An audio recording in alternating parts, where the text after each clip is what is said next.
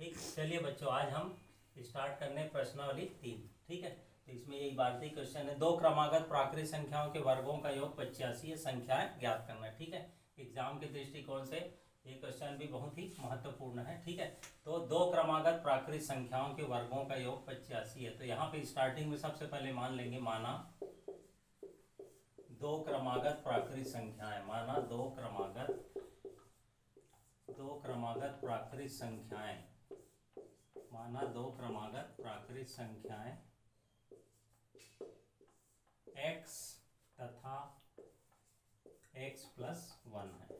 ठीक है, तो ये इस प्रकार से हमको मान के चलना है। ठीक है, तो माना दो क्रमागत प्राकृतिक संख्याएं x तथा x प्लस 1 है। ठीक है, अब यहाँ पर प्रश्न में क्या दिया है, प्राकृतिक संख्याओं के वर्गों का योग 85 है। ठीक है, अब प्रश्नानुसार लिखेंगे यहाँ पर, प्रश्नानुसार जैसे प्रश्न में बोल रहा है। ठीक, प्रश्नानुसार तो प्राकृतिक संख्या हमने मान लिया है x और x प्लस 1, तो प्राकृतिक संख्याओं के वर्गों का योग ये दिया हुआ है। ठीक है, प्राकृतिक संख्याओं के वर्गों का योग ये दिया हुआ है 85। ठीक, तो प्राकृतिक संख्या क्या माने, x और x प्लस 1 माने, तो इसका वर्ग कर देंगे, तो ये x का स्क्वायर प्लस x प्लस 1 का स्क्वायर इक्वल टू 85। ठीक है, तो ये इस प्रकार से इसको लिखेंगे। ठीक है, तो दो प्राकृतिक संख्या सबसे पहले माने x और x प्लस 1, फिर प्राकृतिक संख्याओं के वर्गों का योग, तो जो हम प्राकृतिक संख्या माने उसका वर्ग लगा देंगे और बराबर 85, दोनों का योग करके, तो एक्स स्क्वायर ये ऐसे ही रहेगा प्लस। अब यहाँ पर एक फार्मूला होता है a plus B whole square का। ठीक है, तो ये सूत्र यहाँ पे इसको याद रखना, a प्लस बी पूरे की घात 2 बराबर होता है a square plus 2ab plus B square. ठीक, ये सूत्र है। अब x प्लस 1 जो है इसमें ये वाला सूत्र अप्लाई करेंगे। ठीक, तो प्लस, तो a के जगह में x है, b के जगह में 1। ठीक है, तो ये हो जाएगा a स्क्वायर मतलब x का स्क्वायर प्लस 2ab, तो 2 गुना x Guna a plus b का स्क्वायर 1 का स्क्वायर इक्वल टू 85। ठीक है, यहाँ पर हम सूत्र लगाए हैं। ठीक है, अब ये यहाँ इतने में ये x प्लस 1 का होल स्क्वायर का मान आया। आप क्या करेंगे, ये दोनों को जोड़ेंगे, ए बी एक्स स्क्वायर, ये भी एक्स स्क्वायर, तो एक्स स्क्वायर कितना हो जाएगा 2x square plus 2 into x 2x, फिर 1 से इंटू करेंगे तो यही आएगा 2x प्लस 1 का स्क्वायर, तो 1 का स्क्वायर होगा 1। ठीक है, 1 का स्क्वायर क्या आएगा 1 आएगा। अब ये जो 85 है, इस 85 को इधर लेफ्ट साइड में ले आते हैं, तो ये प्लस 85 इधर आके हो जाएगा माइनस 85 इक्वल टू 0। ठीक है, तो एक्स स्क्वायर 2x स्क्वायर, इसको 2x और 1 को गुणा करेंगे 2x आएगा, 1 का स्क्वायर 1, और ये जो 85 इसको इधर पक्षांतर करेंगे तो माइनस 85 इक्वल टू 0। अब 2x square plus 2x plus 1 और माइनस 85, तो माइनस 85 में 1 कम कर देंगे तो हो जाएगा माइनस 84 इक्वल टू 0। ठीक है, तो ये हमको एक द्विघात समीकरण प्राप्त हो गया।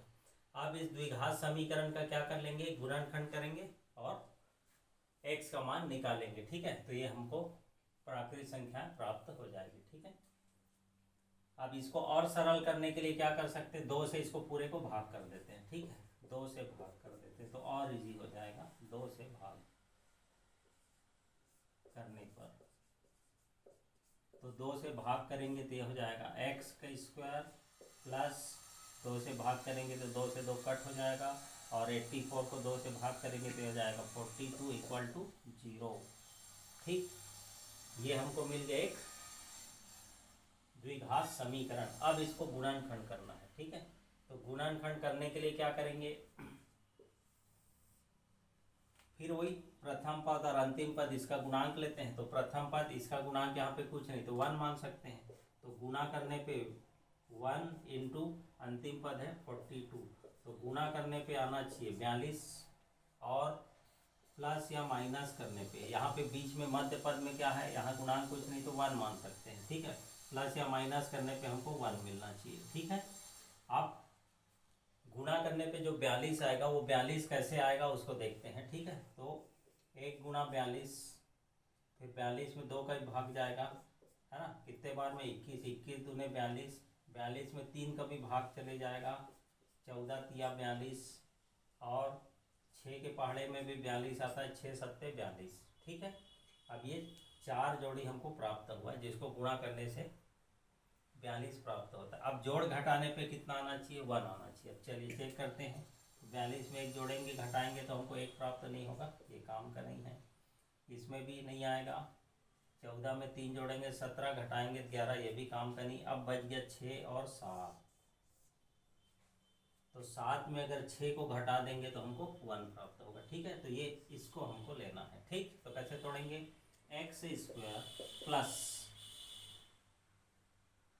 यहाँ पर बीच में चिन्ह कौन सा है, प्लस, तो बड़े वाले को प्लस में लेना, छोटे वाले को माइनस में लेना, तो ये हो जाएगा प्लस 7x माइनस 6x, और ये 42 को भी 7 गुणा 6 कर देना, ठीक।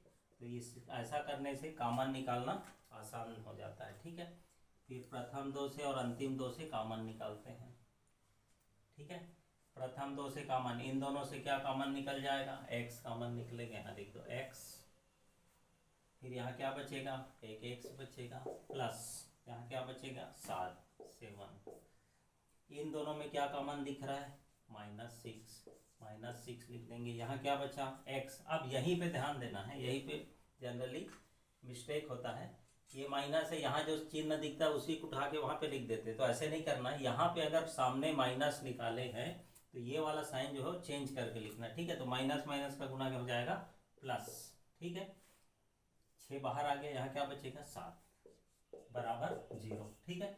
अब चेक करिए दोनों ब्रैकेट समान है कि नहीं, x + 7 यहाँ भी है यहाँ भी है, मतलब हमारा सही जा रहा है, ठीक है। आप क्या करेंगे, इन दोनों में फिर क्या कॉमन हो गया, x + 7, तो यहाँ पे x + 7 को फिर कॉमन निकाल लेते हैं, ये x + 7 हो गया, ठीक है। और ब्रैकेट के बाहर में क्या है, x - 6, x - 6 = 0, ये हमको मिल गया गुणनखंड, ठीक।